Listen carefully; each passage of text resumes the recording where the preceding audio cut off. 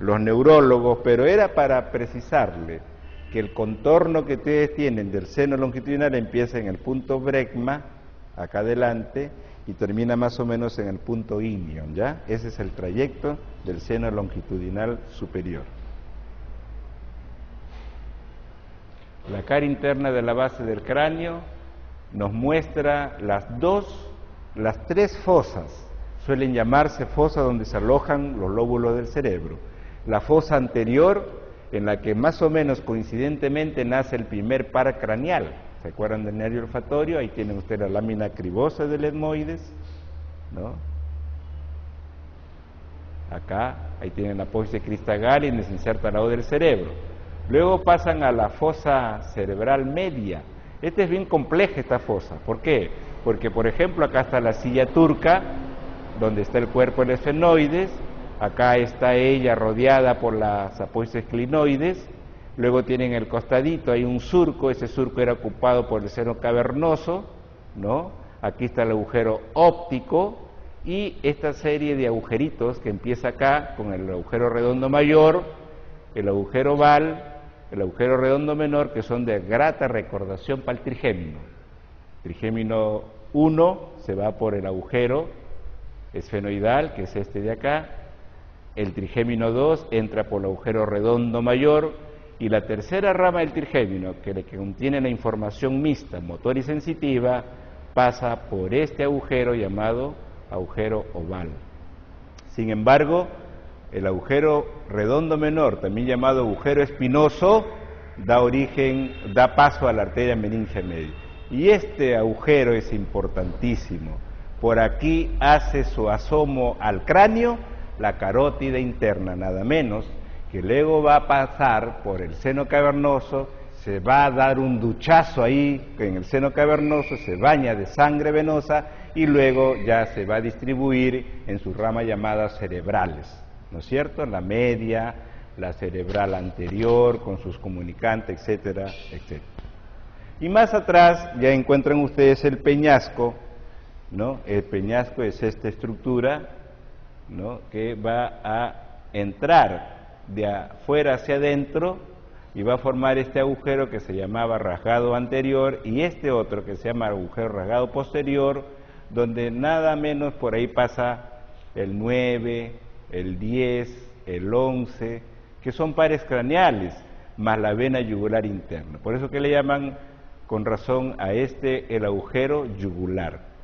Y no dejemos de lado este importante agujerito, que es el agujero llamado auditivo interno, por donde ingresa el facial y sale el octavo. Hay que hablar castellano. Ingresa el facial para recorrer el peñasco, para finalmente salir hacia la zona parotidia, ¿sí? Y sale de adentro, porque se formó en el peñasco, el octavo, a partir de esos ganglios que se llama el de Scarpa y el de Corti, ¿no? Audición y equilibrio. Esta es la fosa craneal anterior, recuerden el hueso frontal, el etmoide está en verde y el esfenoide en amarillo. Esos son los huesos que conforman esta fosa anterior. La fosa media está ahí en pleno el esfenoides, le sigue parte del hueso temporal, sobre todo el peñasco, que está en verde más claro, el verde más adelante está el esfenoide. Observen la posición del esfenoide, está en el centro de la base del cráneo y está lleno de agujeros, huecos por todos lados, ¿no? Esa es la fosa posterior. Aquí ya no solamente descansa el lóbulo occipital, sino en los lóbulos del cerebelo, es decir, los dos hemisferios cerebelosos. Y forman el agujero central, el agujero magno, foramen magno, como se llama ahí. Y este detalle, por favor, no se olviden, recuérdenlo siempre, este es el surco del seno lateral que luego se convierte en seno sigmoide y se va dirigiendo hasta llegar a la agujero yugular, o sea, al agujero rasgado posterior, y ese seno sigmoideo, un seno cerebral, se convierte nada menos que en la vena yugular interna. Ahí empieza la vena yugular interna dilatada con el nombre de golfo de la vena yugular interna. Ahí tienen toda la base del cráneo, de delante hacia atrás. Cuando ustedes vayan a una necropsia o tengan la oportunidad, van a sacar eso y van a dejar la lámina parietal de la dura madre ahí. Y para ver los pares craneales van a tener que ir despegando esa dura madre para poder ver los pares craneales, porque un tanto salen con el encéfalo y otro tanto se quedan en los agujeritos, ¿ya?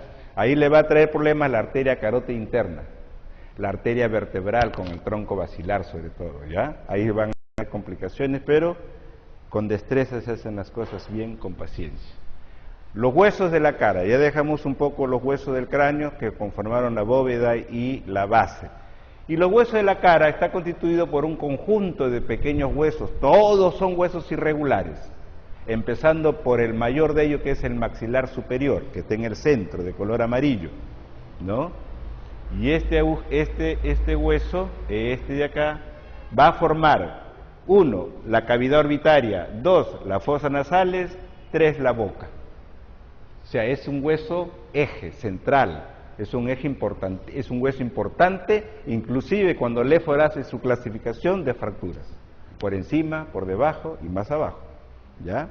Es decir, que estas dimensiones de la cara contrastan entre el cráneo de un recién nacido y el cráneo de un adulto.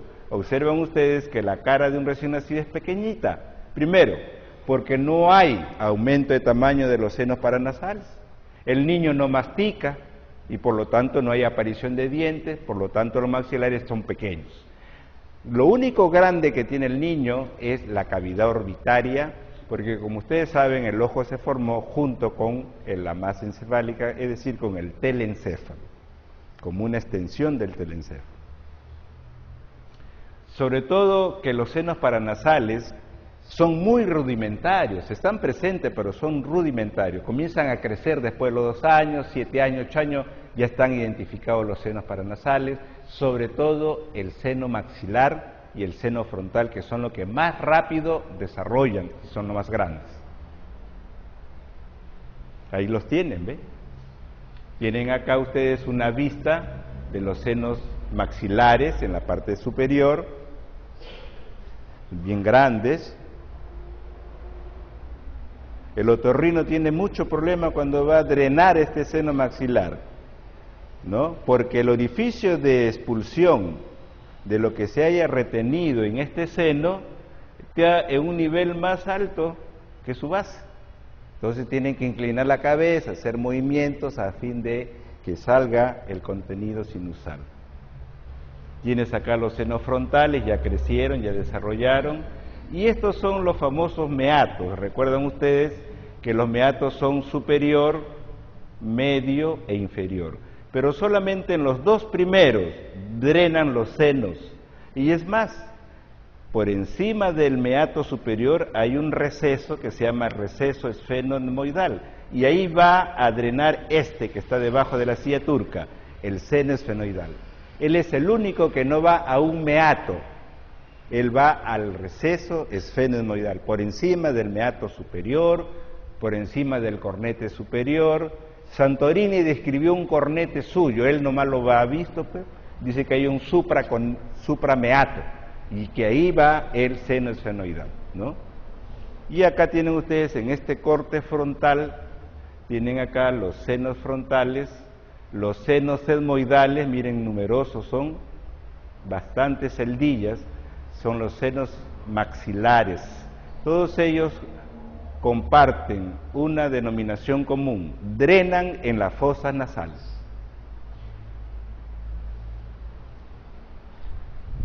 Entre los huesos de la cara se destaca el que está con la flecha, que es el hueso nasal. El hueso nasal es el llamado hueso propio, él es el que forma el dorso de la nariz, y que los rinoplásticos lo quieren mucho, porque a partir de ese hueso pueden hacer muchas modificaciones con la nariz ajena, ¿no? Entonces ellos modifican la posición, la forma, el grosor, el ancho del hueso, y ya con eso ya hay algo para el bolsillo, porque ya mejoran las características físicas de una persona. pero también sirve para que los delincuentes pasen piola, como dicen ustedes, ¿no? Modifican esta zona de la cara y es otra persona, ¿no es cierto? Los huesos maxilares que ustedes ven acá son los huesos que están en la parte baja, y se preocupa mucho el odontólogo porque los dientes que contiene acá este hueso estén siempre en buenas condiciones, pero a veces cuando llega a cierta edad pierde hueso el pacientito, el senil, y comienza a aflojarse. Entonces esa enfermedad que es la periodontosis es irremediable si no se tuvo un cuidado especial en mantener esas condiciones de estabilidad de los dientecitos. Recuerden que el orificio supraorbitario, que está acá arriba, donde está la flecha por encimita, el orificio infraorbitario y el orificio mentoniano, tú lo puedes unir con una línea vertical, y eso es lo que hacen muchos, ¿no? Para poder determinar la armonía de la cara. Están siguiendo una misma línea vertical.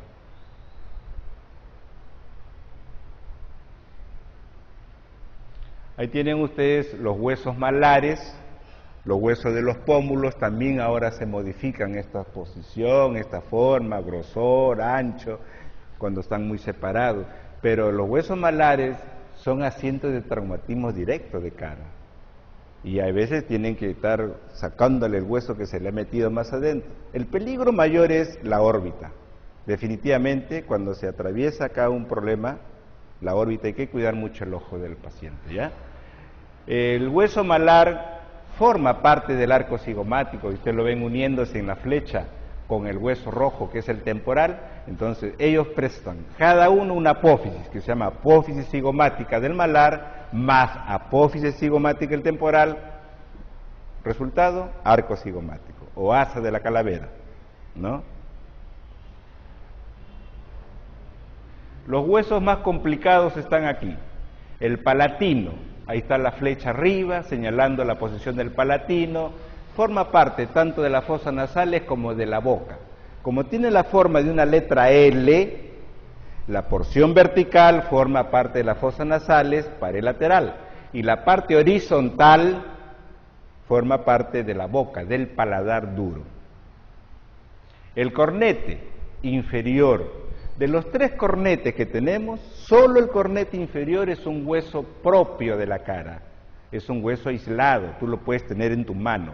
No así los cornetes superior y medio, que forman parte integrante del etmoides, y eso no los puedes sacar. Así que los cornetes superior y medio son parte del etmoides, mientras que el cornete inferior es un hueso aislado de la cara. El vómer es el hueso central de las fosas nasales.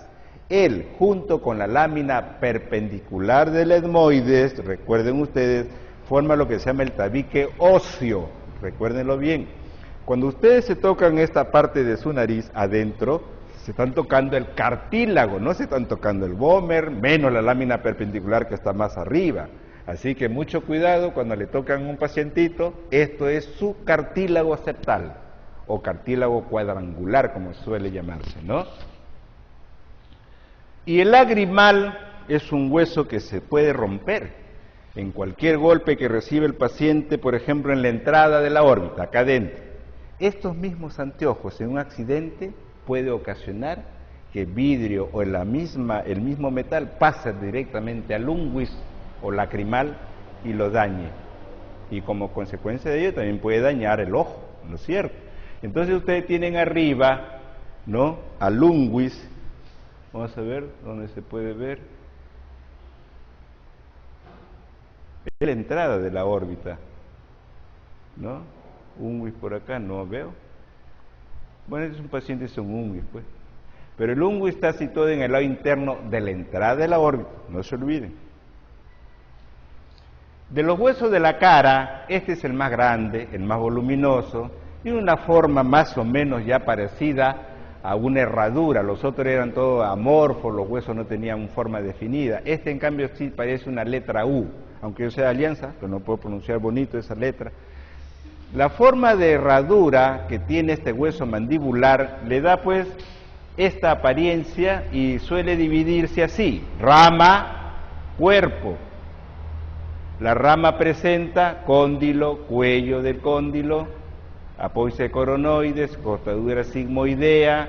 Todos estos detalles están en la rama, además, agujero dentario inferior, canal del nervio miloyoideo, etc. Acá está la famosa espina de Spic, que se toma como punto de referencia para llegar con una aguja hasta allí para anestesiar, ¿no?, al dentario que se está metiendo ahí, al dentario inferior que se está metiendo en la mandíbula, ¿no?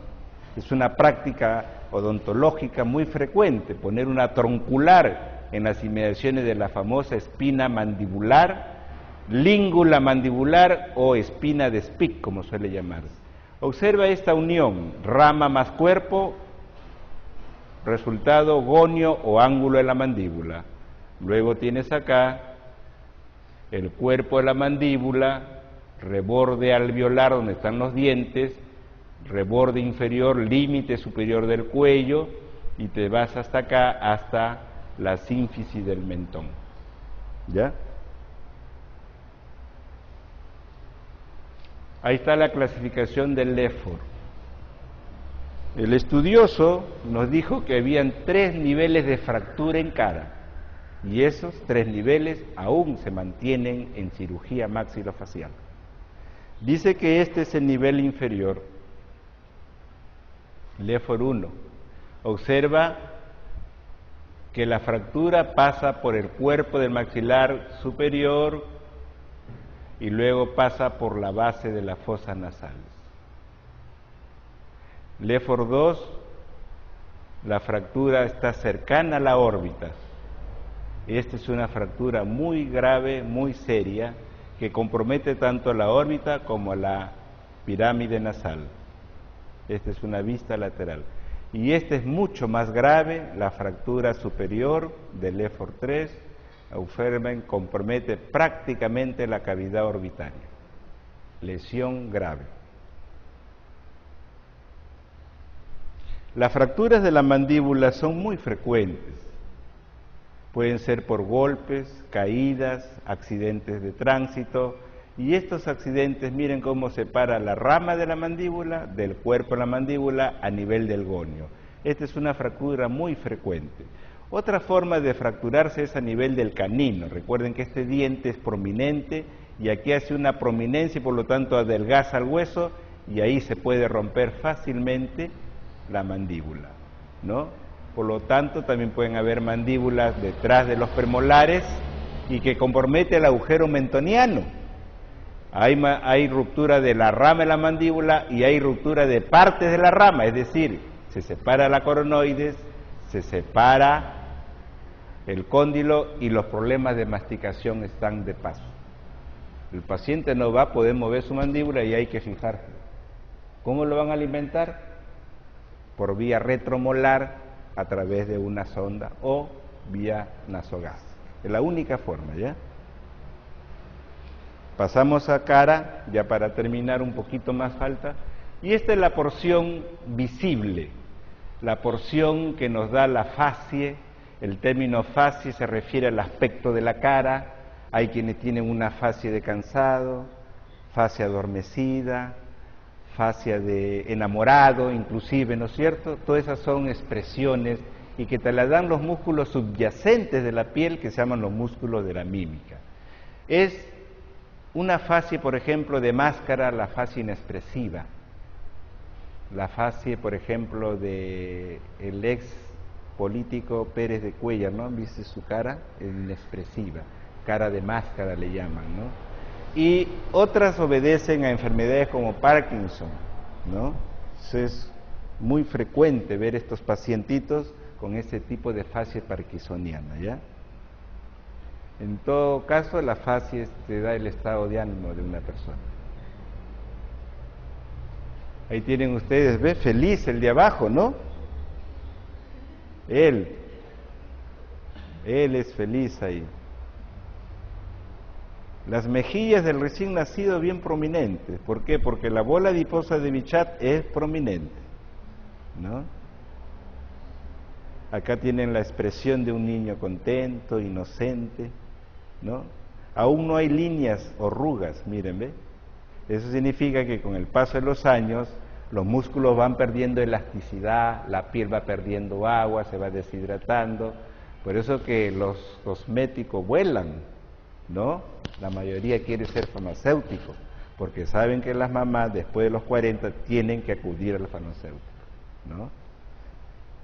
Acá tienen ustedes la famosa bola adiposa de Bichar, la que está acá en la flecha, y esta es la que le da a este niñito la prominencia de sus cachetes, como llaman ustedes, ¿no? Redondeado. Miren lo opuesto, la cara de un anciano, ¿no? Cómo se envejece la piel, cómo se envejecen los músculos, cómo pierden elasticidad los músculos, ¿no? Y aparecen las crestas o líneas transversales, se profundiza el surco nasogeniano, aparecen las patas de gallo acá, ¿ve?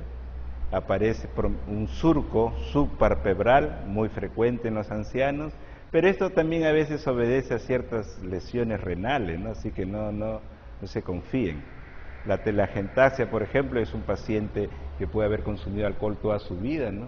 O a partir de cierta edad, en el enrojecimiento de la nariz. Esto ya son causas de accidentes.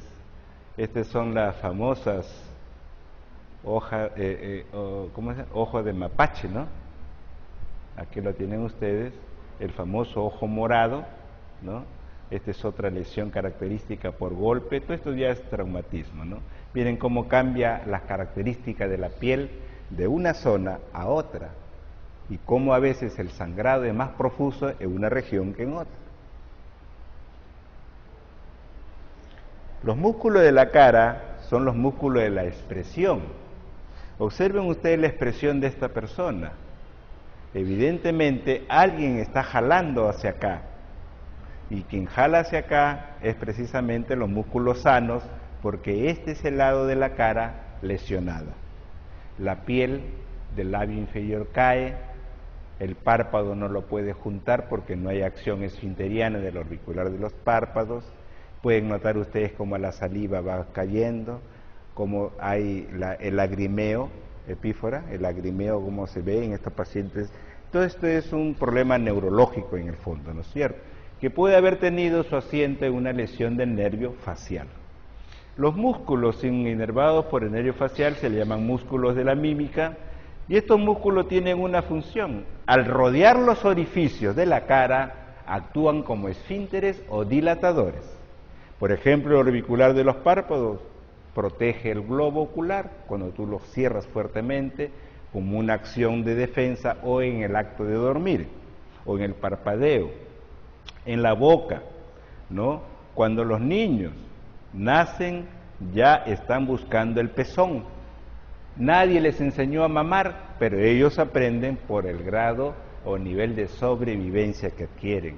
Y para eso ejercitan su músculo orbicular, su músculo buccinador, ejercitan su lengüita y ya van educando su paladar blando. Así que muy difícil que se atore un niño, ¿no? Salvo que la mamá se le descuide, como sucede con la muerte del biberón, ¿no? Entonces tú tienes que pensar que estos músculos de la mímica han sido alrededor de los orificios de la cara o orbiculares o esfinterianos, o han sido también dilatadores. Ahí está, ¿ve? La expresión de ese niño, está buscando el pecho, ¿no? Va buscando el hombro hasta que llega, ¿no? Él tiene que llegar a su restaurante. Miren el niño cómo se sorprende al ver que alguien ha entrado, y ahí levanta la frente, la piel de la frente por acción de ese músculo. Él es el músculo de la sorpresa, ¿no? O el músculo de la atención. Algunos tienen ninguna línea, o sea, no hay atención. En cambio, si uno presta atención, no se asombra de lo que va viendo poco a poco, ¿no? En todo caso, el músculo de la frente, el frontal, eleva ahí y también está jalando el cuero cabelludo para adelante, ¿eh? Él es el que es antagonista del famoso músculo occipital, que actúan sobre la aponerosis epicraneal, ¿se acuerdan? Entonces, uno baja, la piel ya cae hacia líneas horizontales y el otro se tiene que relajar, pero no le queda otro. Actúan estos músculos con el nombre de peribucales al cantar, al hablar, al gesticular, al silbar. Y tiene un niño, por ejemplo, feliz, contento en la playa, silbateando por acción del orbicular de los párpados. Eso no lo puede hacer, por ejemplo, un pacientito con una parálisis facial o una hemiparálisis. Simplemente que tenga este lado de su carita ya desinformada de inervación motora para que no pueda hacer eso, ¿no? Entonces usted le va a decir al paciente, a ver, silbe como yo, y usted le va a hacer para que él lo imite. Si no puede, vayan pensando en una parálisis de Bell. Ahí tienen ustedes el conjunto de músculos. A mí nunca me gustaron estos músculos porque cuesta trabajo disecar a este que es el prócer o nasal. Acá tienen el piramidal de la nariz, acá tienen los cigomáticos, los llegaba a disecar, el menor, el mayor, el elevador propio y común del labio superior también lo disecábamos, el canino también lo trabajábamos, cheverengue, y estos ya músculos más grandecitos como el buccinador, el orbicular de los labios, el triangular de los labios que me recuerda mucho porque él es el que baja la comisura, es antagonista del cigomático mayor porque el otro hace la sonrisa, el otro hace la tristeza, ¿no? Este de acá, ¿dónde está el cursor? Acá ve.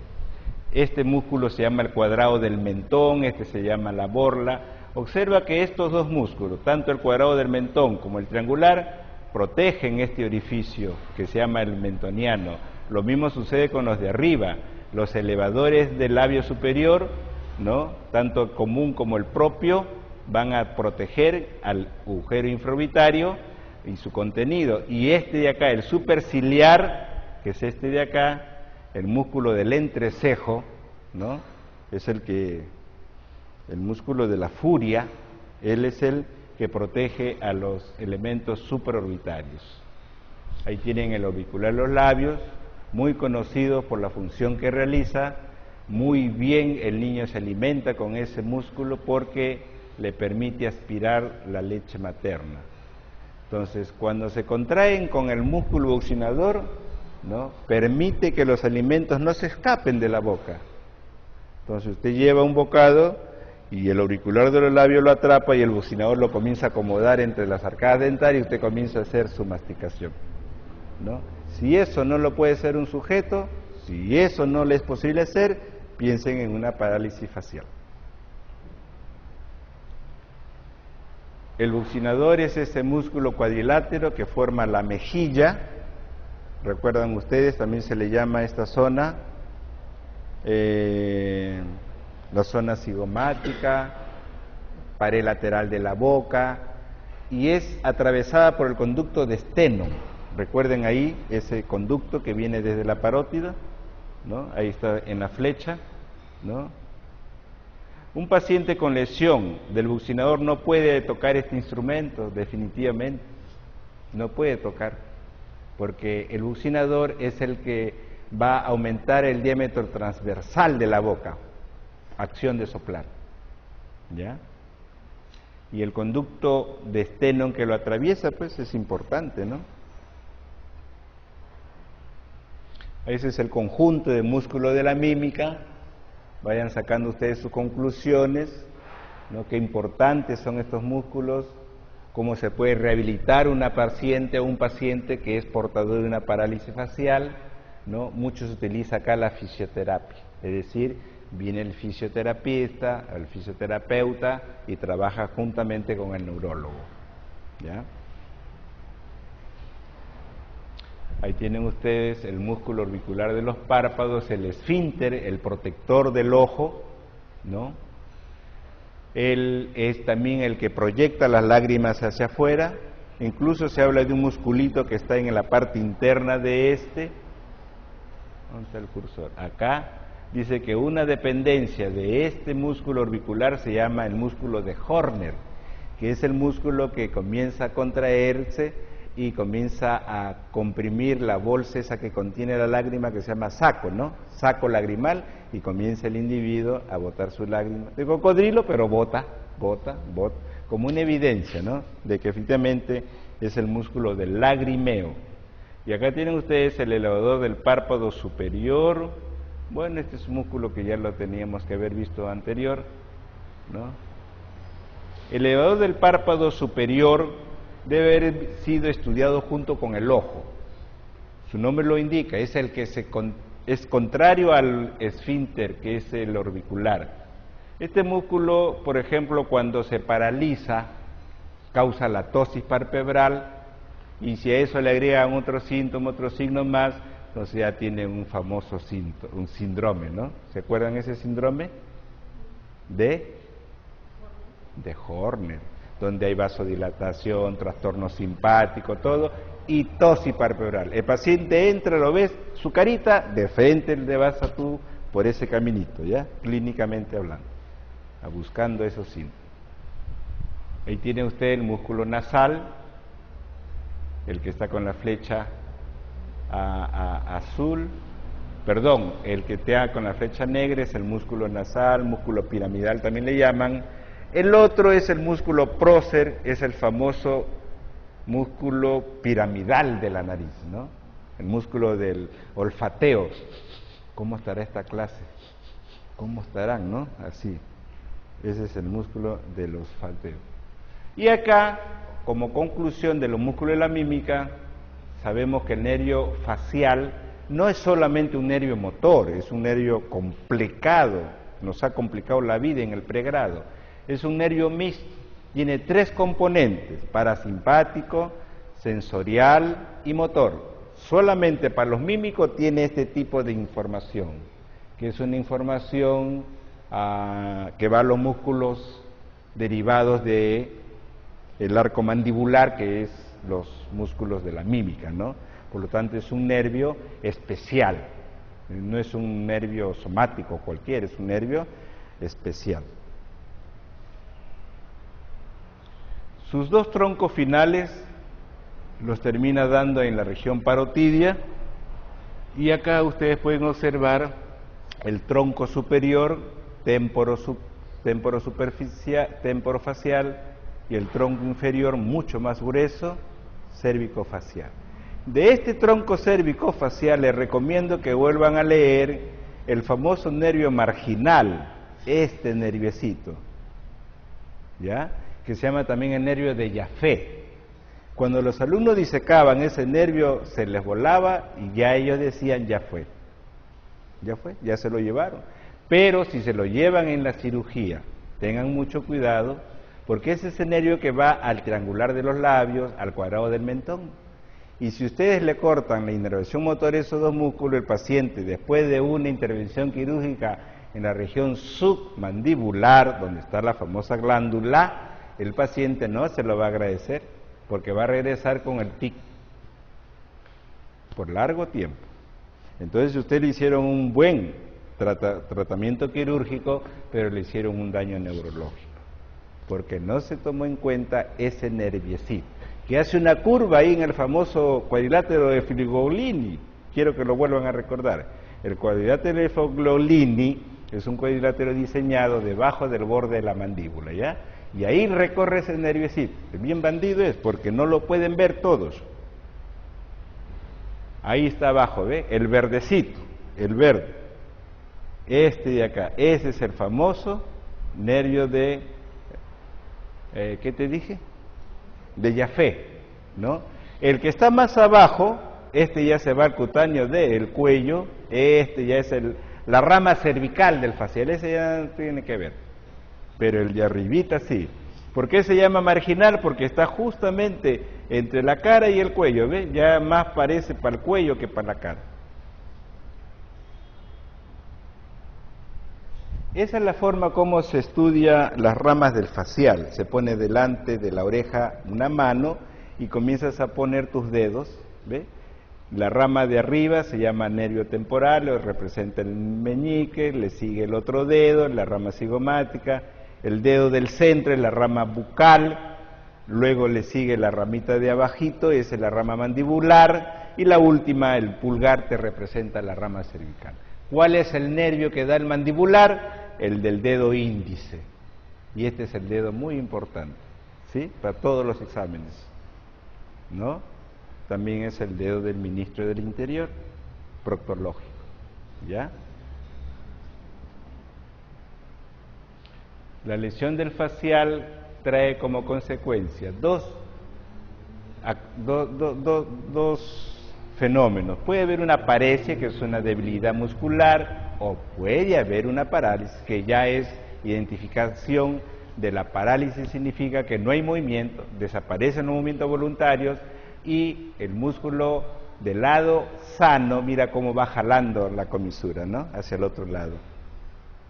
Ahí se ve, esta paciente es una portadora de eso. Esa es una parálisis. En cambio, esta de acá abajito, no sé si será la misma, no es la misma, ¿no? Pero esta es una paresia, ¿no? Las causas probablemente reposen en el aspecto psiquiátrico, dicen que es un estrés, otros dicen que son los cambios bruscos de temperatura, otros dicen que es la presencia de un virus, el herpes, etcétera, etcétera. Ya eso es para el neurólogo, ese tema de ellos. Los pacientes con parálisis facial obviamente no pueden cerrar los labios ni los párpados, ¿no? El ojo no se lubrica adecuadamente, sencillamente, ¿por qué? Porque no puede juntar los párpados, pues se le seca la córnea, y ahí tienen ustedes que tener mucho cuidado. Recomiendan al paciente que se proteja, que se ponga una gasa permanentemente ahí o use lentes oscuros, pero no lo deje ir nomás así a su casa cuando tenga una parálisis, porque se le va a secar la córnea y va a traerle problemas de visión más adelante, ¿ya? El paciente no puede masticar eficazmente los alimentos, tiene mucha dificultad para la salivación, se le escapa de la boca, etcétera, etcétera, ¿no?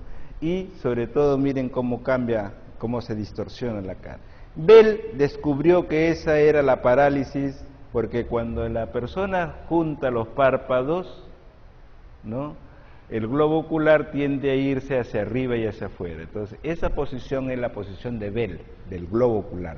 Por eso que viene el nombre de parálisis de Bell, porque cuando le dices al paciente, junte como yo lo hago, le haces así, él no va a poder hacer el lado afectado. Y el ojo sí se le va a ir. ¿Por qué? Porque el ojo ya tiene memoria, pues ya él se va para arriba, para afuera. En cambio, el párpado ha perdido toda memoria voluntaria. No puede cerrar, no puede juntar los párpados. Y la inervación sensitiva de la piel de la cara le corresponde a las 3 ramas del trigémino. Ahí están los 3 territorios del trigémino. Tienes por acá la rama oftálmica, frente, zona hacia atrás hasta la sutura coronal. Tienes la región del nervio maxilar superior y la región más extensa, la del nervio mandibular. Estos detalles son importantes para recordar una neuralgia del trigémino. Ahí donde está ahorita el cursor, ahí está el mayor número de afecciones en una neuralgia del trigémino, lo que es mejilla, región infraorbitaria, ¿no?, región perinasal, esta zona de acá, todo eso está afectado en una neuralgia del trigémino, cuya causa tampoco se conoce del todo. Ahorita se está estudiando, se cree que tiene una causa de origen vascular, que la arteria cerebelosa superior, cuando está descendiendo por el cerebelo, pasa previamente por el tronco cerebral, justo cerquita a la raíz sensitiva del trigémino, y cuando esa arteria entra en el detalle de una dilatación, comienza a presionar, a comprimir la fibra sensitiva y puede aparecer. Esa es una teoría, no es, digamos que es así, sino que puede darse el caso de un origen vascular. En la irrigación de los músculos de la mímica, obviamente tenemos la arteria, ¿no?, facial. Esta arteria facial, que es rama de la carótida externa, ¿no?, es más o menos como la tercera rama de ella. Acá tienen ustedes el origen de la arteria, luego pasa primeramente por el cuello, hace una curva en la parte baja de la mandíbula y recién toma el camino hacia la cara, y ahí tú puedes pulsar la arteria, ¿ya?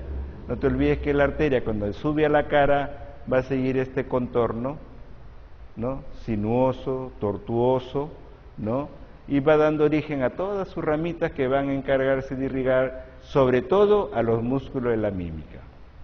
Ella termina acá, con el nombre de arteria angular, y se anastomosa con la arteria nasal, que es hija de la oftálmica, ¿no? Una irrigación complementaria de la cara te lo da la arteria transversal. la arteria mentoniana y la arteria suborbitaria, pero de cajón la arteria facial. Ahí tienes tú el trayecto de la arteria facial.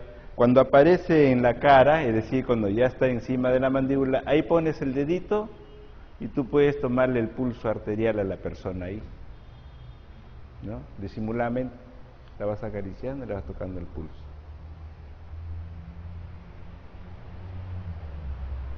La irrigación venosa, una vena llamada vena facial, recoge toda la sangre llevada por la arteria facial y se diferencia una de la otra, porque la primera, la arteria era tortuosa, y esta no, esta es rectilínea, ¿no? Esta desciende y es más, baja por detrás de la arteria, nunca por delante. Y segundo, nunca entra a la celda submaxilar. En cambio, la arteria sí se metió en la celda, sí pasó por el espesor de la glándula submaxilar. En cambio, la vena no le interesa a la glándula y pasa por encima de ella.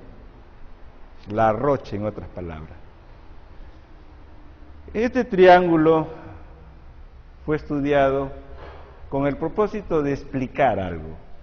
El triángulo peligroso del cuello, la vena facial sube por acá, baja por acá, empezó arriba como vena supratroclear, se unió a la vena angular, pero la vena supratroclear es una vena de la oftálmica. Y entonces ahí se han conectado dos sistemas, el sistema del seno cavernoso con el sistema de la vena facial. Así que si por ahí ocurriese una infección, muy bien esa infección podría ingresar al seno cavernoso y estar ahí merodeando hasta producir una meningitis al pacientito. Y ese es el famoso triángulo peligroso de la cara. Y los linfáticos, que no se dejan esperar, son agrupaciones. Los vasos linfáticos son abundantes en la cara, en el cuero cabelludo, pero todos tienen su destino hacia abajo. Acá, por ejemplo, está el grupo 1A, grupo submandibular, submentoniano, tienes el grupo 1B, el grupo submaxilar, tienes el grupo parotidio, que es el grupo 5, el grupo mastoideo, que es el grupo 6, 7, todos ellos reciben los vasos linfáticos de la cara y del cuero cabelludo. Y hablando del cuero cabelludo, ahí tienen ustedes un ejemplo de cómo es aparatoso un corte del cuero cabelludo. Si la mamá ve que su hijo se ha caído y se ha roto la cabeza, ellos no dicen se ha roto el cuero cabelludo, se ha roto la cabeza, y nosotros entendemos por cabeza cuántas cosas, desde el hueso hasta el encéfalo, pasando por el ojo, el oído, pero se ha roto la cabeza, se ha roto el cuero cabelludo. La laceración del cuero cabelludo es muy aparatoso porque la hemorragia es instantánea, inmediata, y eso se llama laceración. Entonces eso se limpia bonito, le cortan el pelito de costadito por ahí nomás, no le digan al niño que le están cortando su pelo y le suturan. Se va a quejar, la anestesia le va a doler, pero después ya va a haber suspensión de la hemorragia, pero eso tienen que hacerlo con calma. La piel es fina, por lo tanto se mueve con facilidad, contiene numerosas glándulas sudoríparas, sebáceas, y son muy comunes pues las laceraciones del cuello, y obliga a que hagas una sutura de todas maneras, ¿ya? Las capas del cuero cabelludo empezó con la piel, luego le sigue el tejido conjuntivo. Esta es una capa muy vascularizada, ¿no? Mucha inervación, así que el dolor es fácil de interpretarle a un niño que se ha roto el cuero cabelludo. El tejido adiposo que se encuentra es abundante y muchas veces forman pequeñas masas ahí adiposas, ¿no? Que se pueden palpar en algunas personas, esas masas adiposas, sobre todo en los ancianos. La aponerosis epicranial se concibe como una lámina gruesa que va del músculo frontal al músculo occipital y se extiende hacia abajo hasta mezclarse con la aponerosis temporal. Muchos hacen reconstrucción con esta aponerosis epicranial, ¿no? La descienden, la jalan, la estiran, sobre todo cuando hay quemadura de cara de esta región, ¿no? Eso es muy importante porque tiene bastante vascularización esa región. El tejido areolar es la capa peligrosa del cuero cabelludo, porque su desplazamiento hace que también se desplace cualquier proceso infeccioso ahí, rapidito. El hematoma inclusive del cuero cabelludo puede desplazarse siguiendo la extensión del tejido areolar laxo, ¿no? Se le conoce por eso como capa peligrosa, y la diseminación tanto de la materia, la pus, como la sangre es evidente. El pericráneo finalmente es la quinta capa del cuero cabelludo, es una capa densa de tejido conjuntivo. A partir de allí se forma nuevo hueso. Ustedes lo saben perfectamente eso, del pericráneo, ¿no es cierto? Ahí están los osteoblastos en plena función cinematográfica, esperando que alguien se lesione para reponer hueso, ¿ya? Durante el parto se puede producir una hemorragia entre el pericráneo y la bóveda craneal, obvio, ¿no?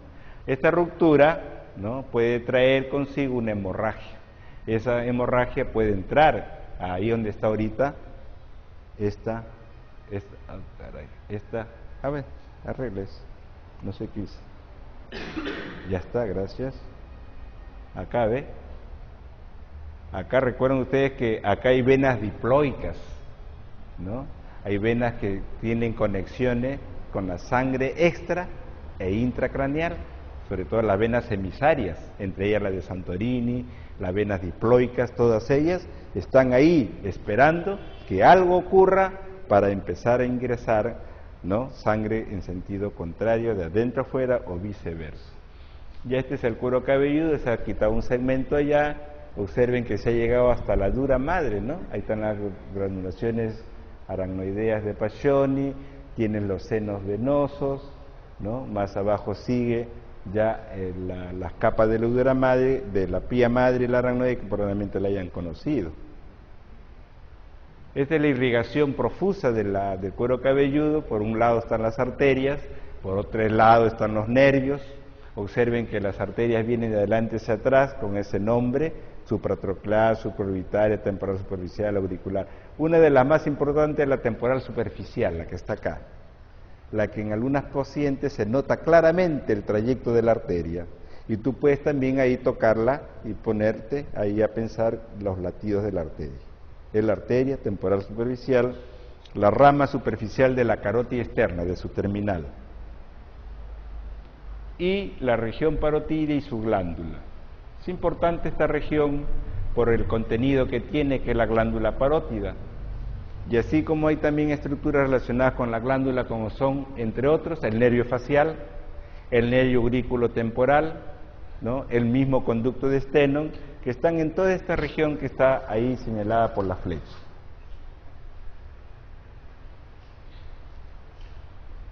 El espacio que contiene la glándula parótida se llama celda parotidia. La celda y la glándula no tienen la misma proporción. La celda es pequeña y la glándula es grandota, o sea que tiene bastante glándula fuera de la celda. Y está protegida, menos mal, por una extensión de la aponerosis cervical superficial, con el nombre de cápsula parotidia, ¿no? Esa cápsula fibrosa es una continuación entonces de la fascia del cuello. Esta es una masa, ¿no? El aspecto que tiene es una masa lobulillada, ¿no? Está íntimamente relacionada con la rama de la mandíbula, por eso que también se le llama la rama parotidia, y el borde posterior de la rama se llama borde parotidio, ¿no? Y está sobre todo en relación con el nervio facial, que tiene que atravesar la glándula para llegar a la cara, ¿ya?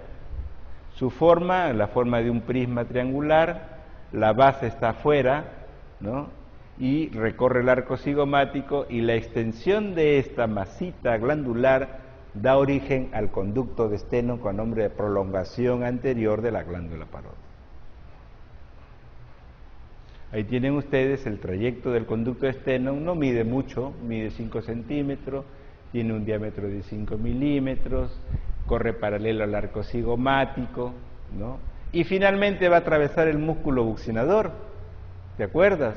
A la altura de la segunda molar superior en el vestíbulo, ahí va a desembocar, y está la tetita abajo, con el bajalengua se puede buscar, ¿no? Cuando le abre la boca al paciente, le jala la comisura, el carrillo, inmediatamente sale la chispa de la glándula parótida, ¿no? Por el conducto, la papila de Stenone se llama. Esa es una forma muy práctica de diseñar el compartimiento parotidio, arriba en el triángulo, y abajo tu dedo está pasando por debajo del arco cigomático, trazas una línea ahí y ese es el trayecto del conducto parotidio. ¿No ves? Ahí está, conducto parotidio siguiendo el trayecto del dedo.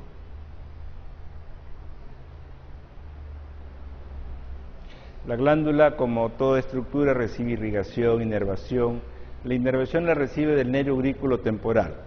La irrigación la recibe de la arteria transversal de la cara, que rama de la arteria carótida externa, de la temporal superficial a su vez, ¿ya?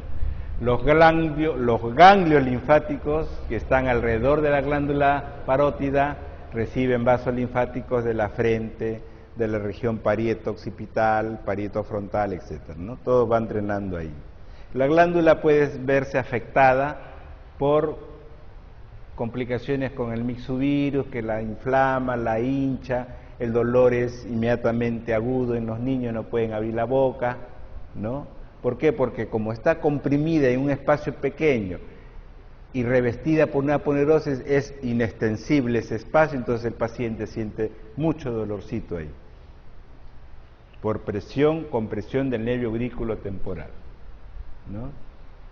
Recuerden ustedes que la glándula parótida debe recibir secreción, información parasimpática para su secreción.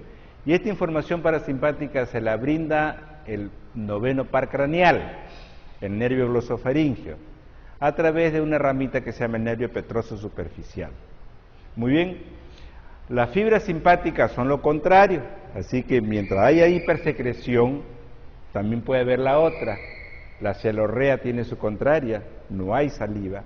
Entonces, esas funciones la cumplen de manera casi paralela las funciones simpática y parasimpática.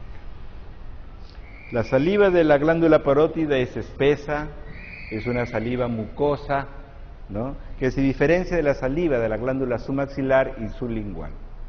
Estas son las causas de una parotiditis. Observen en la fase del niño. Observen que la zona donde está la parótida está totalmente aumentada de tamaño, la piel va a estar enrojecida, el simple contacto con el dedo puede provocar dolor en el niño, ¿no? Se busca la causa y se puede encontrar que esto es un mixovirus. El dolor puede extenderse al oído, obviamente. ¿Por qué? Porque por ahí pasa el nervio aurículo temporal, por ahí pasa el nervio facial. Y a través de una cialografía tú puedes encontrar, ¿no?, las características del conducto y de la glándula misma.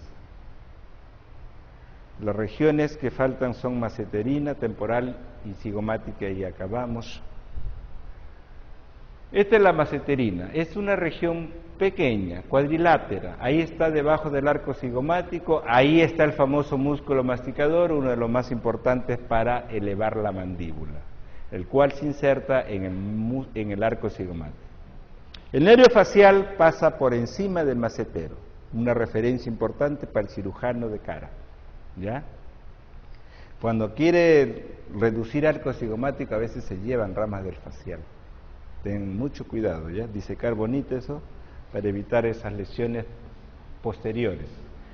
El músculo temporal, el abanico que ven arriba con el número 1, ese es el músculo temporal. Sus fibras tienen 3 direcciones, la anterior vertical, la que le sigue es oblicua y las que están más atrás son horizontales. Por eso que el temporal puede hacer 2 cosas a la vez. Puede levantar la mandíbula y llevarla hacia atrás. De esa manera el paciente cierra firmemente sus arcadas dentarias, ¿no? La inervación de todos los músculos masticadores corre por cargo del nervio trigémino, su tercera rama, llamado el quinto 3. Y la región cigomática, también llamada infratemporal, es esta región. Ahí tienen ustedes el arco cigomático, arriba, abajo tienen el plano de la mandíbula, o sea que es una región que tú pones tu dedo acá y tú entras ahí, imaginariamente sacas tu rama, sacas el macetero, sacas la rama de la mandíbula y ya te metes a la región cigomática. pero por ahí no se entra, casualmente se entra por acá atrás, por el borde parotidio, ¿ya? Por ahí se entra. Es una zona no muy accesible, pero es importante porque los elementos que están adentro es lo que importa. Porque cuando hay un traumatismo grave de cara, hay una hemorragia. Y esa hemorragia puede tener su asiento en la arteria maxilar interna. Y puede haber lesión nerviosa, por supuesto, porque se puede lesionar el quinto 3. Y el paciente tiene trismo, parálisis masticadores, etcétera, y etcétera. Entonces, ahí tienen ustedes la cara interna de la rama de la mandíbula, forma su pared externa. Al fondo, ahí está, ¿ve? La flecha roja está señalando la pared interna de la fosa cigomática, y ahí está la apófisis pterigoide recordada y la tuberosidad maxilar de grata recordación. Y entre las dos se forma esa fosita que está al fondo de la flecha roja, que se llama la fosa pterigomaxilar, un lugar inaccesible donde solamente puede entrar el quinto 2, con las ramas terminales de la arteria maxilar interna. Nadie más, ni el dedo del cirujano entra por ahí. Ahí tienen ustedes la pared anterior de la fosa cigomática, es la tuberosidad en verde, la tuberosidad maxilar. Y la pared posterior, hacia atrás, digamos, está la región parotidia con el contenido que hemos hablado ahorita de la glándula parótida. Esa es la región parótida. ¿Qué debemos estudiar en esta región cigomática? Lo que está escrito ahí, debe estudiarse su base, su vértice y sus 4 paredes. Eso es lo que se llama continente. Y el continente tiene la pared externa. Esta es la pared externa. Acá tienen ustedes la rama de la mandíbula. Ahí baja, ahí está la rama de la mandíbula, y más arriba está el arco cigomático, ¿ya? Esto es pared externa.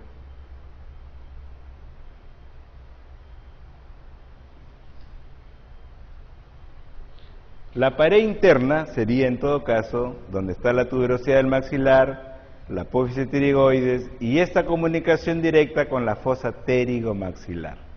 En esa pared interna, ustedes van a encontrar elementos profundos, como son las ramas, los nervios espinal, glosofaringeo, neumogástrico, la gran cadena simpática. Todo ello van a estar aquí, como ustedes observan, profundamente en relación con la pared interna.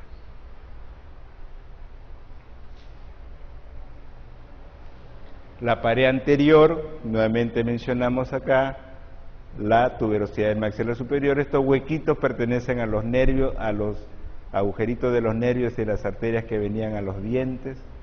Esta pared anterior también puede estar formada, debe estar formada, tanto por el buccinador como por el músculo constrictor superior de la faringe. Este ligamento, lo deben recordar ustedes, se llama el ligamento buccinato-faringeo o cintilla pterigomaxilar. Ahí se insertaban estos dos músculos, ¿ya? Ahí se insertaban estos dos músculos. Este ligamento se puede palpar cuando uno hace abrir la boca al paciente, metes tu dedo hacia atrás, ahí hay una cuerda, ese es el ligamento buccinato-faringeo. Pared posterior, repito, esta es la región parotidia con su contenido, ya hemos visto el nervio facial, la glándula parótida, ¿no? La arteria temporal superficial con su vena, y acá nada menos que el ramillete riolano, que es este de acá abajo, y además la articulación temporomandibular. La base es esta parte de arriba, la base es la amarilla, la roja, el arco cigomático, y acá hay una abertura que se llama guiato, el guiato cigomático, un agujero. Esta es la base. Si ustedes quieren contar los huesos, tienen esfenoides, tienen temporal. Todo esto forma la base de la fosa cigomática. Este es el guiato, ¿no? Ahí tienen ustedes el arco cigomático, todo esto representa el hueso esfenoides, y acá se destaca lo que se llama la língula esfenoidal o espina del esfenoides. Ahí cerquita está el agujero redondo menor. Y aquí está ya el vértice, ¿ve? Este músculo se llama pterigoideo interno. Este ángulo se llama gonio. Entonces, el vértice de la fosa cigomática es la reunión de este músculo más el gonio. Este es el vértice de la fosa cigomática. Muchos llegan a alcanzar este vértice con el propósito de hacer una anestesia a este nervio, ¿ve? Ahí está bajando el nervio lingual y el nervio dentario inferior. Ahí hacen las anestesias tronculares.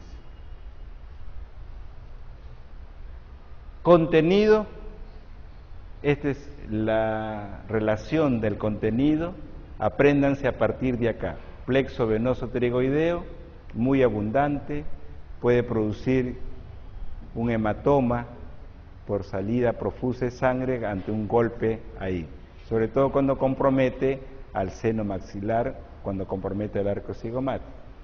La arteria maxilar interna que vamos a ver más adelante y el nervio maxilar inferior. Por la presencia del nervio maxilar inferior, a la fosa cigomática se le llama la región del nervio maxilar inferior, así se le suele llamar. Recuerden que el plexo venoso pterigoideo tiene que formar esta vena que se llama la vena retromandibular, y esta vena retromandibular debe reunirse con una rama de la vena facial y juntas deben formar a esta vena que se llama la yugular externa. Y esa vena yugular externa tiene que unirse a la vena subclavia y se acabó el asunto. Ya saben por dónde pasa la vena yugular externa, es muy superficial encima del ecón o esternocleidomastoideo. De los músculos contenidos en la fosa cigomática, acá tenemos al pterigoideo externo y acá tenemos al pterigoideo interno. El pterigoideo externo tiene la forma de un abanico porque tiene dos fascículos, un fascículo superior y un fascículo inferior, que menos mal que se unen los dos, y se unen acá para insertarse en el cuello del cóndilo y en el menisco de la articulación. Así que cuando nosotros abrimos la boca, porque el pterigoideo externo es el principal músculo que abre la boca, separa la mandíbula, tu cartílago, tu menisco se viene con él, como la visera de un soldado, ¿no? Baja en su caballo, se mueve su cabeza, se mueve su visera, igualito se mueve el menisco de la articulación temporomandibular. Ahí tienes tú los dos músculos, uno arriba el pterigoideo externo, el otro abajo el pterigoideo interno. Acá tienes el pterigoideo interno, en esta zona está el pterigoideo interno, observa la dirección que tiene, completamente diferente a la del pterigoideo externo, que está el interno acá, formando el ángulo, ¿no?, o vértice de la fosa cigomática. Cuando actúan los cuatro músculos, mira, aquí están los cuatro músculos, ¿no? Cuentas 2 más 2, 4, la mandíbula se proyecta hacia adelante. ¿Ve? Eso lo hacemos a cada rato, cuando bostezamos, cuando abrimos, cuando cerramos la boca, todo proyectado hacia adelante, ¿ya? Y viene la vedette de la región cigomática, es la arteria maxilar interna, rama profunda de la carótida externa, que ingresa a la fosa cigomática, atravesando del cuello del cóndilo, por detrás del cuello del cóndilo se forma un agujero con el ligamento estilomaxilar que se llama el agujero de Juvara, por ahí entra, y en ese recorrido profundo la arteria puede ser dañada cuando hay una fractura de cuello de cóndilo, fácil, ¿no es cierto? Entonces, en su recorrido sinuoso tiene más o menos 4 a 5 centímetros de longitud. Y entre sus ramas, que son 15, mira, no vamos a aprenderla todas, pero sí se destacan la que he puesto acá. Y empiezo por una muy importante, la arteria meningea media, ¿no? Esa arteria que se mete por acá, por un ojal que le forma el nervio aurículo temporal y que atraviesa el agujero redondo menor. De eso quiero que te acuerdes siempre. La arteria meningea media va a estar un ratito nada más en la fosa cigomática y después se va a meter al agujero meningio, agujero redondo menor, y desaparece del mapa. Ya pertenece al cráneo, ya pertenece a la dura madre, ¿ya? De sus ramas también se destacan la infraorbitaria, las dentarias, por supuesto, dentaria inferior, dentaria superior, que se mete por acá. Esta es la famosa infraorbitaria, ¿ve? Una fractura de piso de órbita, hemorragia. ¿Por qué? Porque se fracturó el piso y por lo tanto lesionó a la arteria suborbitaria, ¿ya? Y tiene una rama terminal esta bandida, tiene una rama terminal que se mete a la fosa nasal, se hace profunda y toma el nombre de esfenopalatina. Es la arteria llamada de los cornetes y de los meatos, la arteria esfenopalatina, y es su rama terminal.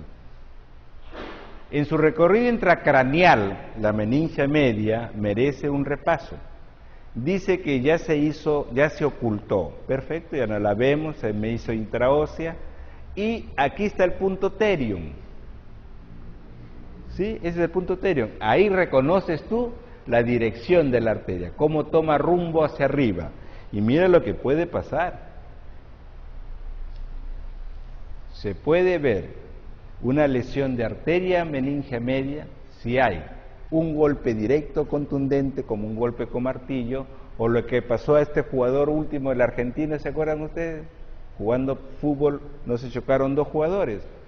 Menos mal que Dios existe y no sufrió ninguna hemorragia de consideración de naturaleza epidural.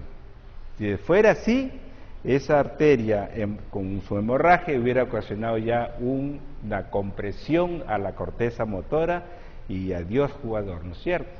Gracias a Dios que no hubo mayores, ¿no?, problemas con esos golpes ahí. Tengan mucho cuidado cuando agarren a cabezazo a la gente, se les vaya a pasar la mano. Mire, ve, hay una hemorragia ahí, esa hemorragia, y inmediatamente tienen que pasarlo al neurocirujano, ¿eh? No se queden orando con el paciente y los familiares, al toque, al neurocirujano, porque evalúe y él ya verá lo que hace. Tiene que descomprimir inmediatamente esa corteza, y una vez que ya el pacientito ya está reposado, lo pasan al neurólogo para ver que la evalúe si hay alguna complicación motora voluntaria, ¿ya? Y si hay una complicación motora, una secuela, inmediatamente ponerle en manos del médico de rehabilitación física y finalmente con el terapeuta. De todas esas especialidades tenemos aquí en esta Facultad de Medicina, te cuento. Todo hay, así que el paciente no se va a morir, de ninguna manera. Ahí tienes el terium, localízalo, aprende a localizarte, ¿no? Está más o menos a 2 centímetros por encima del arco cigomático, si quieres tener ese detalle, ¿ya? Ahí te haces una línea, ¿no?, horizontal, y delante de la oreja una línea vertical, y ahí trazas. En ese ángulo, ahí está el terium, ¿ya? Y acá arriba ya tienes la arteria dentaria inferior, mención para esta, porque es la arteria que irriga la mandíbula y sus dientes inferiores. Ahí está bajando ella con su novio, el nervio dentario inferior. Siga usted el trayecto de la arteria imaginariamente. La arteria maxilar interna se va a meter más adentro. Ella no es de la fosa cigomática, nada más. Basta la fosa pterigomaxilar. Y para entrar a la fosa pterigomaxilar se da cuenta que el espacio es muy chiquito para ella. Entonces, ¿qué hace? Se enrolla. Se tuerce 2 veces. Hace una especie de recorrido tortuoso. Mira, ve, su último recorrido tortuoso lo hace acá, pegada a la tuberosidad del maxilar. Imaginen lo que puede pasar cuando alguien se va a un dentista, de esos malos que hay, y le dice: sáqueme esta muela del juicio que me está fastidiando. Y el hombre se olvidó que la arteria maxilar interna ahí ha entrado a hacer un recodo, y comienza a forcejear, y la muela no sale, pues. Entonces, cuando la quiere sacar, saca muela y saca hueso. Y al sacar hueso y muela, mire lo que pasa aquí, produce otra hemorragia considerable. Y esa es una región profunda. Así que el paciente ni lo va a detectar, el dentista menos. Entonces, él lo va a ver cuando la cara se le comienza a hinchar. Ahí recién va a regresar, pero ya no solo. Policía, fiscal, juez, todo el mundo llega, ¿no? Ya ustedes seguramente han visto, tienen experiencia. El nervio trigémino 3, él es el nervio de la región cigomática, por eso le llaman el nervio del trigémino 3, la región del trigémino 3. Esta es una distribución, ¿no?, un poco sucinta que les he traído, porque esta es la tercera rama del trigémino y él tiene 2 componentes, motor y sensitivo. Y él tiene a su vez a un ganglio que se llama el ganglio óptico de Arnold. Este es un ganglio parasimpático. Recuerden toda la vida, hay 4 ganglios parasimpáticos asociados a 4 pares craneales prácticamente. Son el nervio oftálmico de Willis con el quinto 1, el quinto 2, que es este que está delante, tiene su ganglio que se llama ganglio de Meckel o ganglio pterigopalatino, también ganglio parasimpático. El ganglio óptico es este que está asociado a la tercera rama del trigémino, al tronco. Y el cuarto ganglio sería el ganglio submandibular, el que está unidito al nervio lingual. Los 4 son ganglios parasimpáticos, los 4 tienen influencia motora parasimpática. Por ejemplo, el de Willis tiene influencia motora sobre el músculo, ¿no?, que rodea el iris, que va a determinar la midriasis, ¿no es cierto? El otro, este de acá, tiene influencia nada menos que sobre la glándula lagrimal. Ustedes pensarán, ¿qué hace este ganglio acá cuando debe estar en el ojo, no? No, él se vale de un nervio que se llama orbitario para llegar hasta el nervio lagrimal, y el nervio lagrimal ya se enrumba hasta la glándula lagrimal, llevando la posta parasimpática a la glándula. Así que ahora ya sabes por qué lagrimeamos. Este es el ganglio óptico. Él tiene su influencia sobre la glándula parótida. Por lo tanto, recibió información del nervio glosofaringio. Y el de acá, el de Meckel, recibió información de este que está acá, que se llama nervio facial. Eso nunca se olviden. El ganglio de Meckel recibe influencia del facial, el ganglio óptico recibe del glosofaringio, y el oftálmico de Willis del tercer par craneal. Y el nervio y el gland, de acá que dije, el submandibular recibe la información, ¿no?, del facial también. Por intermedio, ¿se acuerdan ustedes de ese famoso nervio intermediario de Reisberg? De él, del séptimo bis, que para unos, un poquito extraño, dicen el 13º par craneal, que va a existir si son 12 nomás, ¿no es cierto? No le hagan caso cuando digan que el intermedio de Reisberg es el 13º par craneal, no existe, 12 nomás son.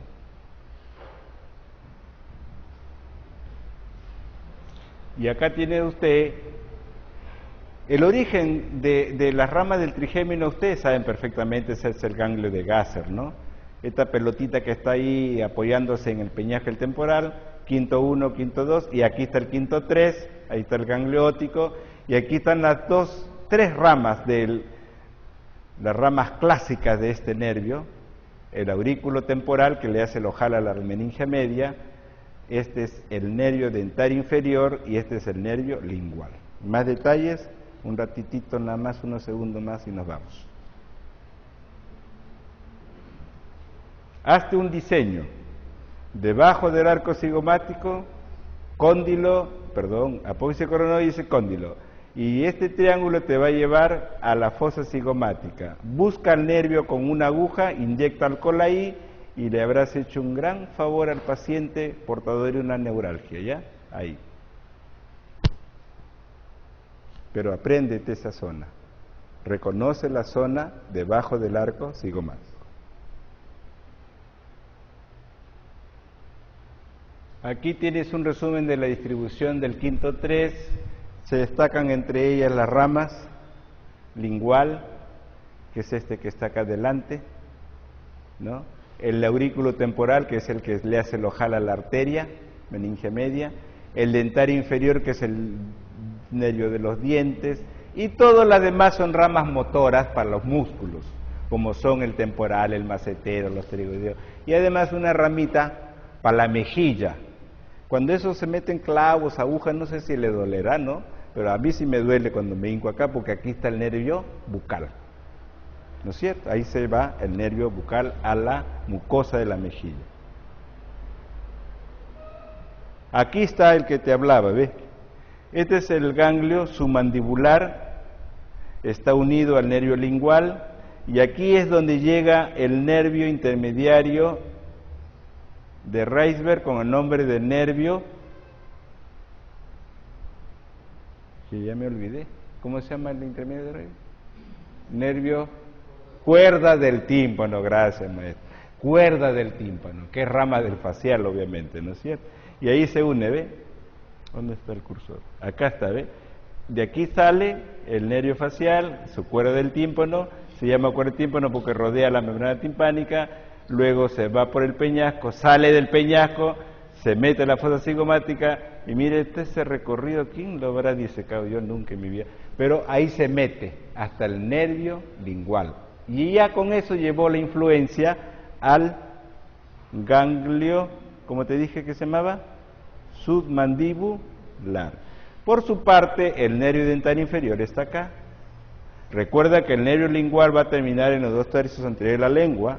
Él es un nervio sensitivo, ordinario, pero es portador también de las fibras de la cuerda del tímpano para el gusto, ¿ya? Y acá tienes al dentario inferior, que antes de esconderse en el conducto dentario vio este nervio que se llama el miloioideo. Y hasta ahí llegan las agujas. Ahí no está, ¿ve? Ahí está atravesando, ¿no? Esta es una figura que indica cómo debe pasar la aguja por dentro, ¿ve? Acá está entrando por dentro. Miren la orientación de la aguja de la premolar opuesta hacia la zona, ¿ve? Ahí tienen que entrar. Ahí están los dos nervios, el lingual y el dentario. Así que finalmente los dos quedan bloqueados. Así que la mitad de la lengua y la mitad de tu cara está bloqueada cuando te van a hacer un tratamiento en una molar inferior. Este es el territorio del trigémino, no te olvides jamás. Y finalmente terminamos con la dinámica de la articulación temporomandibular, básica, importante para los natólogos, para los que reconstruyen, ¿no?, boca con diente y todo juntos. Nadie debe de aparecer fuera del consultorio con una montura ahí que no puede ni masticar. ¿Para qué fue el dentista? No sé. Mejor se hubiera ido un platero, ¿no?, si él quería poner platino. Y entonces, miren, ve el movimiento de la mandíbula, desciende, sube, y en la acción jala al menisco. El menisco es el que está arribita, el azulito, mira ahí cómo se estira, ¿no? Ranford es un natólogo especialista en articulación temporomandibular, y él definió al menisco, incluso lo dividió, no sé, paciencia ha tenido para dividir el menisco, en 4 partes lo dividió el bandido. Ahora vas a conocerlo. Ahí está la articulación, ¿no? Acá tienes el cóndilo, tienes la cavidad glenoidea, la agrupas de entre las articulaciones sinoviales tipo condilia, porque este es el cóndilo. Es una articulación bicondilia porque este es el cóndilo del temporal, ¿ya? Así que este choca con este en el extremo de la apertura de boca, estos dos chocan acá, y este es el freno de ahí, ya no puede bajar más. Si pasa para adelante el cóndilo ya es luxación, ¿no? Y las dos articulaciones se mueven al unísono. Nadie mastica solamente por un lado, ¿no? Cuando le preguntaron a un paciente, le abre la boca al paciente, le dice: señor, ¿y usted por qué lado acostumbra a comer? Bueno, a veces me voy por la parada, a veces me tomo un caldo de gallina por acá. O sea, el lado no tiene nada que ver, ¿no es cierto? Las dos mandíbulas, la mandíbula se mueve al unísono. El menisco articular es un menisco que es plano al nacimiento y adquiere su forma sigmoidea con el paso de los años. Tanto así que a veces se adelgaza y algunas personas sienten ruido cuando abren o cierran la boca, ¿no? Ojalá nunca tengan ustedes esa manifestación, es muy enojosa, ¿no? Está conversando y le está sonando, está conversando y le está sonando a la boca, ni que bostece, ¿no? El menisco es ese que está arribita con la raya roja, ¿no? Y acá también se compone, mire cómo se estira completamente cuando va bajando la mandíbula, ¿no? Esta es la clasificación, la división que hizo el ocioso de Ranford, ¿no? Dividió así el menisco: de adelante hacia atrás, expansión anterior, banda anterior, la zona intermedia, esa es la zona más delgada del menisco y se adelgaza más con la edad. Y ahí vienen las perforaciones meniscales, pues, y ponen en contacto hueso con hueso y viene la artrosis, vienen las artritis, los dolores de la articulación, y esa es una de las causas de dolor de cabeza que nadie identifica. Hasta cuando recién se aparece y dice: ¿qué hace usted con su mandíbula? No sé, la rechino de noche. Ahí está haciendo bruxismo, está haciendo gasto, está gastando su articulación, ¿no es cierto? Entonces, inmediatamente hay que tratarlo, ¿no? Con un psiquiatra, si no un combo para que se quede dormido. Y las otras 3 partes, la zona intermedia, las letras C, es la muy delgada, la D le llaman banda posterior, se engruesa de nuevo, y la E es la porción bilaminar, o sea que los dos extremos del menisco están unidos, a la mandíbula prácticamente, ¿no? Entonces, si se mueve la mandíbula, se mueve él, no deja al cóndilo tranquilo. Uno de los ligamentos importantes es este de acá, el ligamento lateral externo. Dice que él es el freno de la articulación. Si tú quieres abrir la boca más de la cuenta, ya te luxa ya, porque él cede, ¿no? Él es el que protege la apertura de la boca, ¿no? Dicen que con el tiempo se pierde líquido, iba a decir líquido cefalorraquídeo, se pierde líquido sinovial y da paso a una época de los chasquidos, pues son los ruidos articulares, ¿no?, que sienten las personas, por dos causas. Puede ser pérdida paulatina de líquido sinovial o adelgazamiento del menisco, ¿ya? Es una articulación como todas del mundo que recibe irrigación, inervación. El nervio aurículo temporal es el causante del dolor articular, ahí, ese nervio, aurículo temporal. Y está en pleno trabajo, ¿ve? Desciende, eleva, hace movimientos de vaivén, como un movimiento de charnela, y obvio, el menisco siempre se va a mover junto con su cóndilo, ahí está moviéndose, ¿ve? Baja, sube, acción de masticar los alimentos, ¿no es cierto? Movimientos de balanceo lateralizados. Todo eso se registra, el natólogo usa unas máquinas especiales y registra los movimientos mandibulares. La electromiografía ya avanzó bastante, ya puede registrar y ya se pueden corregir movimientos viciosos, ¿no?, que pueden llegar consigo esa luxación, ¿ve? Esa es una luxación. Mira, el cóndilo con cóndilo, ¿qué tiene que ver este de acá? ¿Dónde está el cursor? Mira, ¿ve? Frente a frente está. Cuando el paciente quiere cerrar la boca, ya no puede, pues. Entonces va a ir a ti, va a ir a la emergencia con la boca abierta y tú no te vas a poner tampoco a rezar con él, ¿no? Vas a tener que agarrarlo, sentarlo bonito, convencerlo que esto no va a doler y simplemente lo coges de la mandíbula con los dedos abajo, los pulgares en los dientes y le dice respire hondo, no se mueva, le están tomando una foto y ¡pam!, le baja la mandíbula y se la sube de nuevo y resolvió. No la hundas, porque no va a entrar, pues mira dónde está cóndilo con cóndilo. Entonces le bajas para adelante y no la sueltes la mandíbula, ¿ya? Eso sí, lleva fierros adelante porque la patada te pueden caer, ¿no? Ya le mandas tú un poco de antiinflamatorio, su hielo ahí permanente, que coma bastante gelatina y se acabó el asunto. ¿Ya? Bien, nos vemos entonces. Gracias, gracias. ¿Ya no tienen ganas de aplaudir, tan con un sueño?